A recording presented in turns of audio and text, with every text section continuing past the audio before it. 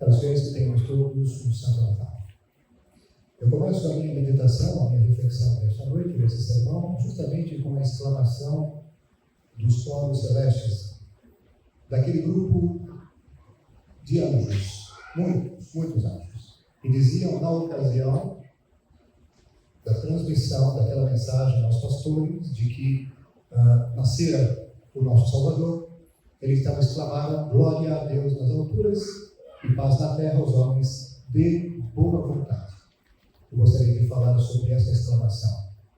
Lembrando, em primeiro lugar, que já por ela, já pelo fato deles terem dito, os anjos, eles já glorificam a Deus dizendo isso. Lembrando que uma das missões dos anjos é justamente glorificar a Deus. Pela mesma exclamação, os anjos declaram e nos lembram que Deus é glorificado por todas as suas obras. E pela obra da criação em primeiro lugar. E de maneira bem especial, particular, de maneira evidente, pela criação do homem. O homem que é criado à imagem de Deus e que é feito para ser sua semelhança. Semelhança pela graça, pela participação na natureza divina. A esse propósito nós encontramos, numa das cartas de Paulo, na segunda carta aos Tessalonicenses, uma afirmação bem interessante. Deus, ele é glorificado nos seus santos. Deus que é glorificado já pela criação do homem, lembrando, caros fiéis, acrescentando uma informação aqui. Lembrando que Deus, claro, reservou para o homem uma posição especialíssima na sua criação. Basta lembrar que ao se encarnar, ele assumiu a natureza humana. Pela encarnação, pela união hipostática, nós temos a natureza divina unida para sempre à natureza humana, na única pessoa de Jesus. Este é o mistério da encarnação, intimamente associado ao mistério do Natal. O nascimento é a consequência deste mistério fundamental, através do qual, inclusive, Deus é glorificado. Deus é glorificado, caros fiéis, por todos esses mistérios fundamentais da nossa fé.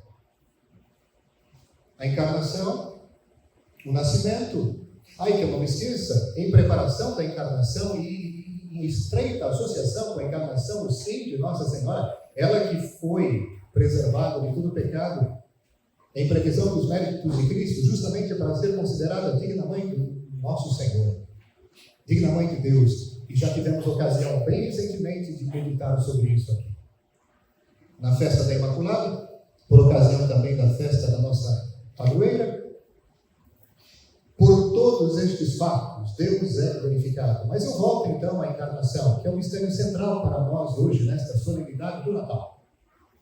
Nosso Senhor Jesus Cristo, o Verbo eterno, o Filho de Deus, que é Deus com o Pai e o Espírito Santo, ele uniu-se de uma maneira muito estreita e definitiva ao Verbo, à natureza humana. Reparem como o homem tem um espaço bem especial, único na criação.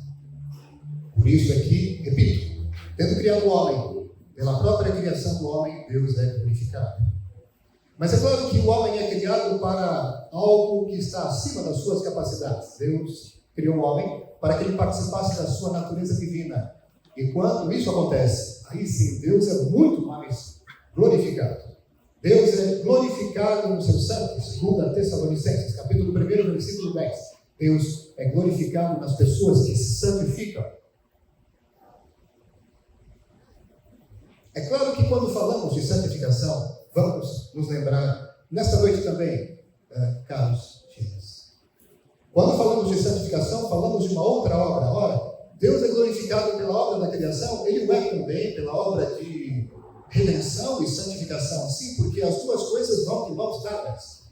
Não existe santificação, obra de santificação, sem obra de redenção que a acompanhe, que a preceda, que lhe seja a base. E quando isso acontece, santificação, redenção, nós sabemos que tudo isso se dá concretamente no encontro entre duas iniciativas, entre duas liberdades, entre duas vontades. De um lado Deus, do outro o homem. Somente no encontro entre estas duas iniciativas, Deus que tem sempre a primeira iniciativa, que dá o primeiro passo, e a nossa, em resposta à iniciativa dele, somente no encontro entre essas duas é que se dá redenção, salvação, santificação. Deus faz a parte dele perfeitamente. Façamos também a nossa com a ajuda dele. Vamos então falar da parte de Deus. Em que Deus é glorificado? Naquilo que ele faz, com relação à nossa salvação e à nossa santificação. Deus, ele é já pela obra completa, pela obra inteira de redenção glorificado. E como disse, ele é glorificado pela encarnação, é por aí que começa. É por aí que começa a obra da nossa redenção. Concepção virginal, nascimento. E quando nós falamos da encarnação e do nascimento, como não lembrar aquilo que as Escrituras dizem? Estou falando aqui de Hebreus, capítulo 10, versículo 7. Com relação a nosso Senhor, com relação ao Verbo que aceita perfeitamente, de boa vontade, a decisão eterna e o seu sim também. Claro que isso é expresso de maneira humana, de maneira antropomórfica, mas é decisão eterna do Pai, decisão eterna do Filho de vir, justamente. Decisão eterna de Deus, de vir ao nosso encontro para nos elevar, nos libertar do mal, nos resgatar. E nós encontramos no Salmo 2 uma afirmação bem interessante com relação ao Salmo 2, Antigo Testamento. Uma afirmação bem interessante, referente a Jesus, sim. É uma afirmação messiânica. E o apóstolo Paulo, na carta aos Hebreus, ele retoma essa afirmação associando-a a Jesus. E ele diz: ao entrar no mundo, Jesus disse: eu venho, ó Pai, com prazer, venho fazer a vossa vontade. Salmo 2. E aí o apóstolo Paulo, de maneira clara, inspirada com toda a sua autoridade apostólica, diz: este é o texto messiânico, e ele se aplica assim perfeitamente a este fato da encarnação e nascimento. O Filho de Deus veio com toda a boa vontade para cumprir a vontade do seu Pai e cumpri-la perfeitamente até o fim, levando a bom termo a obra de seu Pai. Pelo cumprimento perfeito da vontade de Deus, acompanhe comigo, por favor, Deus. Pelo cumprimento perfeito da vontade de Deus, Deus é glorificado. Quando o nosso Senhor Jesus Cristo desenvolve a obra da sua redenção, no desenvolvimento desta obra de redenção, ele glorifica a cada passo o seu Pai. Deus é glorificado a cada passo, a cada gesto, a cada ensinamento. Quando ele traz a plenitude da revelação, porque ele o faz, ele glorifica a Deus nisso. Porque ele é a plenitude e ele traz a plenitude da revelação. Nosso Senhor Jesus Cristo, nisso também ele glorifica o Pai. Quando ele se apresenta como pastor que se preocupa, que se compadece das ovelhas, como pastor supremo, bem interessante, abro e fecho parênteses rapidamente. O anjo, ele dirige aquela mensagem que eu considerei no início, que nós ouvimos aqui do Evangelho, a quem? Aos pastores. Anuncio-vos uma grande alegria, que o é também para todos. Hoje nasceu para vós um Salvador. Dirigindo-se aos pastores, os anjos, eles já nos indicam e para nós, nos lembram que este que acabou de nascer, o Salvador, é o pastor supremo, pastor dos pastores, como é rei dos reis e senhor dos senhores. Mas então, manifestando-se e vivendo já concretamente como pastor, compadecendo-se das ovelhas como ele fez, através de ações ordinárias e extraordinárias. Pensem, por exemplo, na maravilhosa, miraculosa multiplicação dos pães. Tenho pena dessas almas, porque já há muitos dias estão aqui me ouvindo sem ter o que comer. Os apóstolos então dizem: mas estamos longe de qualquer local que possa nos fornecer, onde poderíamos comprar, e não temos o suficiente. Então Jesus, como sabemos, opera aquele milagre, mandando que todos se sentassem, multiplicando pães e peixes. Claro, de maneira extraordinária aqui, como tantos outros gestos extraordinários e miraculosos, de maneira extraordinária ele mostra a grande compaixão que tem para com as suas ovelhas, se apresentando de tantas e tantas formas e ensinando-nos que ele é de fato o bom pastor. Nisto ele glorifica a Deus, nisto ele glorifica o seu Pai. Ao instituir a sua igreja, também ele glorifica o Pai. Quando nosso Senhor Jesus Cristo institui a igreja sobre o fundamento dos apóstolos, ao chamar os apóstolos, ao instituir o ministério apostólico, Deus é glorificado, dando aos apóstolos pleno poder de ensinar, de pastorear, de santificar. Nisso Deus também é glorificado. Ao instituir os sacramentos, Deus é glorificado. E insisto, morrendo na cruz, aqui estamos falando do ápice, do ponto maior, do centro da história, vitória suprema, o trono da graça, a cruz. Através deste sacrifício supremo, perfeito, perfeitíssimo, que se perpetua na missa, Deus é glorificado de uma maneira muito especial, de uma maneira imensa. Ele ainda é glorificado pela ressurreição, ascensão, envio do Espírito Santo em Pentecostes. Querem mais? A obra de Deus glorifica a Deus, a criação, mas muito mais a obra da nossa redenção e santificação.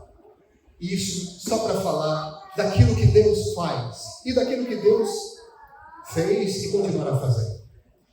E quanto a nós, eu me lembro, caros fiéis, me vem assim, aquilo que o apóstolo Paulo diz: glorificai a Deus nos vossos corpos, glorificai a Deus com as vossas vidas, vivendo em perfeita conformidade com aquilo que é o pensamento de Deus, a palavra de Deus, o mandamento de Deus, a vontade de Deus e as virtudes, por exemplo, honestidade, justiça, humildade, pureza, castidade. Glorificai a Deus em vossos corpos.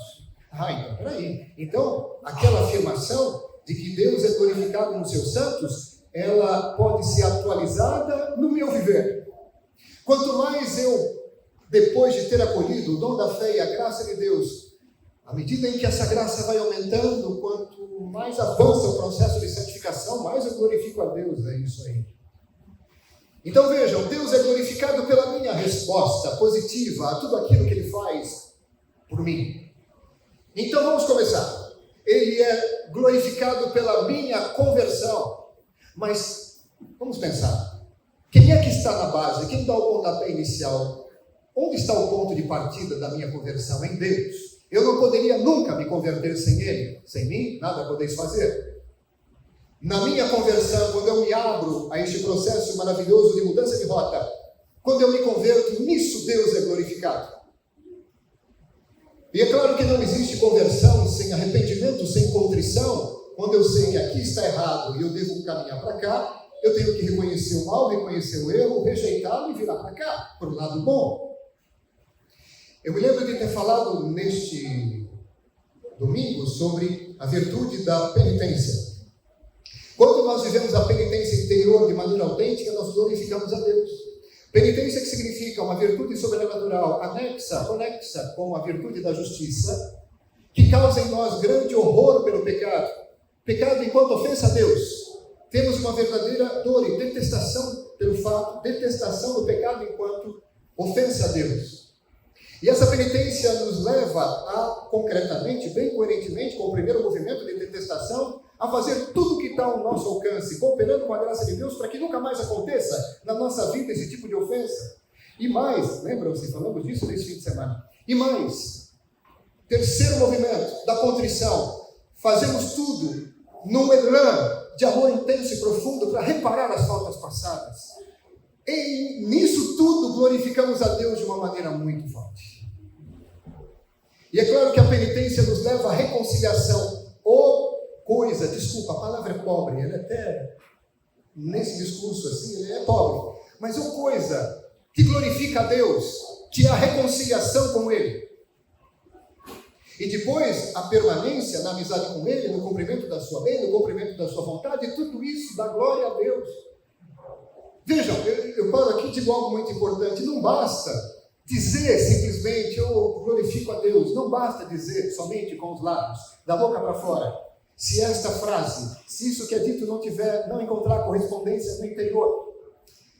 Entendam, é como quando Jesus diz, não basta, não são aqueles que dizem Senhor, Senhor, somente da boca para fora que vão entrar no reino dos céus, mas os que fazem a vontade do meu Pai que está nos céus, e isso por amor. Então não basta simplesmente dizer, eu glorifico a Deus da boca para fora, sem que se viva isso. Cumprimento da vontade de Deus, perseverança na fé e na graça, isso glorifica a Deus. Recurso generoso, a oração, isso glorifica a Deus. Quanto mais rica, profunda, generosa for a tua oração, mais você glorifica a Deus nisso. E claro, recurso aos sacramentos. Como negar que nós glorificamos a Deus por uma expressão autêntica exterior que corresponde ao interior, expressão autêntica de adoração? Adoração que, repito, a mesma coisa que foi dito para um ato de glorificação verbal ou por canto, deve encontrar correspondência no interior. Não basta dizer eu te adoro, meu Deus, se na nossa maneira de viver isso não encontrar correspondência alguma. É muito importante dizer, é necessário dizer, é muito importante declarar. Mas mais importante do que declarar é o fato de que essa declaração encontre correspondência na nossa maneira de viver. Devemos viver de tal modo que a nossa vida seja a adoração. Isso é adoração em espírito e verdade, entendem? E é nessa adoração assim autêntica, em espírito e verdade, que nós glorificamos a Deus. E os sacramentos, então? Como é que alguém pode duvidar e negar que nós aqui, nesta noite, assistindo à missa, com todas as melhores disposições, quem é que pode negar que nós aqui, nesse momento sublime, não estamos glorificando a Deus? Quem é que pode negar isso? Pela missa, nós glorificamos a Deus de maneira suma. Pela missa. Nós glorificamos a Deus por uma confissão bem feita. Nós glorificamos a Deus, enfim, pelo conjunto dos sacramentos vividos e acolhidos ao casal que, tendo acolhido a graça e o carisma matrimonial, a graça do sacramento do matrimônio e o carisma matrimonial, o casal que vive isso glorifica a Deus na prática, no acolhimento dessa graça tão importante para a santificação mútua e a santificação dos filhos em âmbito familiar. Veja, Deus é glorificado individualmente, no casal, na família. Ele quer ser glorificado, na verdade, na sociedade, nas nações. Há um tempo atrás falávamos da realeza social de nosso Senhor Jesus Cristo. Quanto mais esta realeza social é reconhecida, amada, acolhida, praticada, mais a sociedade dá glória a Deus. Eu desejo isso para o Brasil e para o mundo. Mas é claro, quem fala oração, fala vigilância. Pessoas verdadeiramente vigilantes, porque amam a Deus. Vigilantes porque atentas ao bem, para identificar o bem e o mal, distinguir bem uma coisa da outra, rejeitar com todas as forças o mal e acolher com todas as fibras do seu ser o bem. Isso é o resultado concreto da vigilância. Ora, isso é glorificar a Deus. Bom, caros fiéis, é claro, eu apresentei, apesar de tantas ideias, um pouco aqui da rapidez da expressão, eu apresentei, claro, vocês entendem, de uma maneira sumária, tudo aquilo que significa o conjunto de iniciativas que glorificam a Deus, da parte de nosso Senhor Jesus Cristo e da nossa parte. Me deixe passar agora a segunda parte da frase, glória a Deus e paz na terra aos homens de boa vontade. Nós constatamos que em traduções recentes se dizem assim, e paz na terra aos homens por ele amados. Ok, sim, Deus nos ama, mas a expressão é homens de boa vontade, porque esta paz que vem do alto só é vivida, só é acolhida, só é abraçada, só é praticada por quem tem boa vontade. Vamos entender o que é isso? Boa vontade, em que sentido? Boa vontade com relação a Deus, boa vontade com relação às coisas do alto. O problema grande que nós vivemos hoje é uma extrema má vontade ligada à indiferença com relação às coisas de Deus. A gente tem tratado hoje, na sociedade humana, as coisas de Deus como se fossem nada ou quase. Muito pouco caso. Muita má vontade. Então, quando nós temos boa vontade, ou seja, abertura de coração, de verdade, para acolher a Deus e as realidades celestes, ora, é claro que nessa abertura recebemos a sua paz. Tudo que vem do alto só se deposita em nós, só encontra abrigo em nós quando nós abrimos a porta para isso. Só assim se recebe a paz que vem do alto. E lembro para vocês, paz de Deus significa ao mesmo tempo paz com Deus. Passagem da inimizade para a amizade com Deus. Inimizade gerada pelo pecado, o pecado na sua expressão máxima, pecado mortal. Quando nós nos convertemos e nos reconciliamos e voltamos à graça e expulsamos o pecado mortal da nossa vida, passamos da inimizade espiritual, mística com Deus, para a amizade. E aí sim nós recuperamos a paz, paz com Deus, reconciliação com Deus, fazer as pazes com Deus. Viver a paz de uma consciência tranquila. Vou retomar isso. Quando nós nos reconciliamos com Deus, que delícia! Reconciliação verdadeira, confissão bem feita, nos reconciliamos de verdade com Deus, que delícia a paz de consciência que isso traz. Nada compra isso, nenhum valor material chega aos pés disso, dessa paz de consciência, dessa paz da nossa comunhão com Deus estabelecida.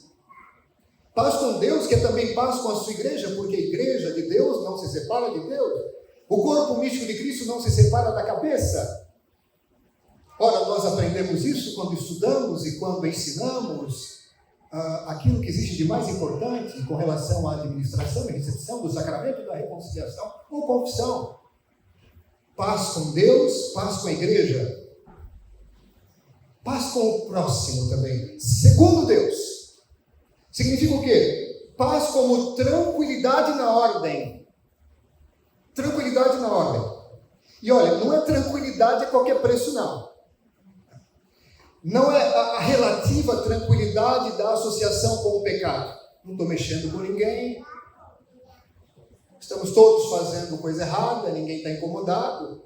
Não é a relativa tranquilidade da associação com o pecado, nem é a relativa tranquilidade da cumplicidade no mal. A gente está em paz aqui porque está todo mundo concorde de acordo com relação à prática má que todos fazem. Não é essa paz. É a tranquilidade na ordem. Que ordem? A ordem estabelecida por Deus. A justiça de Deus, bem expressa pela sua palavra, pelos mandamentos e assim por diante. No combate e vitória sobre os inimigos da nossa alma, da nossa salvação, o mundo, a carne e o demônio. No cumprimento fiel da vontade de Deus, por amor a Ele, sobre todas as coisas. Nisso está a nossa paz. Não nos iludamos. Sabe por que eu insisto nisso, nesse momento, caros fiéis? Porque, neste período, quantas mensagens falam de paz? Paz, paz, paz, paz, paz. Só que, vamos parar para pensar. É questão de lógica, é uma questão matemática. Nós estamos celebrando no Natal o nosso Senhor Jesus Cristo, o Príncipe da Paz. Deus, com o Pai e o Espírito Santo. Se tem uma paz que é colocada em evidência, o que deveria ser colocado em evidência é essa paz celeste, a paz que Ele dá e que o mundo não dá. Eu vos deixo a minha paz, não como o mundo a dá. Está faltando isso. Claro, mais uma vez, o João Maurício está entrando aqui no clichê. Mais uma vez, a gente está carecendo um pouco assim de... Como é que se diz? De realismo, de veracidade. Quando a gente fala de Natal, falemos do que é o Natal. Quando falamos de paz, falamos de que paz? De qual paz se trata? Não nos esqueçamos, caros fiéis, para ir muito longe. O príncipe da paz nasceu da Santíssima Virgem Maria, ela que é a obra-prima da criação. Acima de todos os santos e de todos os anjos, rainha do céu e da terra. A obra-prima de toda a criação, como Deus é glorificado somente por ela. Se os santos glorificam a Deus, como vimos aqui na carta aos Tessalonicenses, ela o faz mais do que todos juntos. Que ela nos ajude então, caros fiéis, a glorificar a Deus com a nossa vida, e ela ajuda, é só pedir, e ela ajuda. E a perseverar na paz de Deus, acolhendo sempre com muito amor o Filho dela, que é o nosso Salvador. Amém. Louvado seja nosso Senhor Jesus Cristo.